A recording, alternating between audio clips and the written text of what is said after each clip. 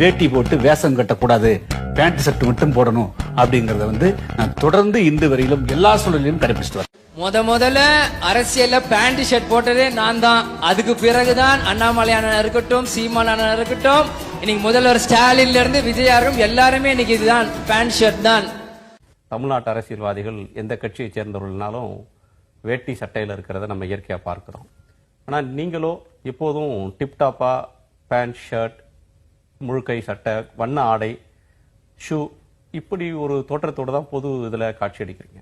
இதுல எதுவும் அரசியல் இருக்கா? இந்த உடைக்கு பின்னாடி எதுவும் அரசியல் இருக்கா? தமிழ்நாட்டு அரசியல்வாதிகள் வேட்டி கட்டுறது, வெள்ளை உடை தரித்துக் கொள்வது, வெள்ளை என்று சொன்னால் ஒவ்வொரு கட்சி அது தகுந்த மாதிரி துண்டுகளை மேலே போட்டு தங்களை அடையாளப்படுத்திக் கொள்றது. நான் அந்த உடையை பொறுத்தளவு நான் வந்து இது ஒரு உடை பாதுகாப்பு என்பதை காட்டிலும், கவர்ச்சி என்பதை காட்டிலும் இது ஒரு எம்பவர்மெண்ட் இருக்குது அப்படின்னு நினைக்கிறேன்.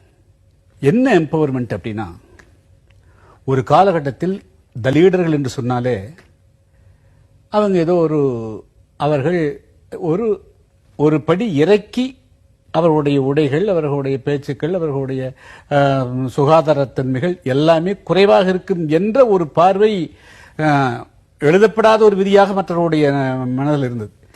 இதை நான் உடைச்செறியணுங்கிறது என்னுடைய துவக்க காலத்தில் இருந்தது. ஸோ எப்படி உடைச்செறிகிறது?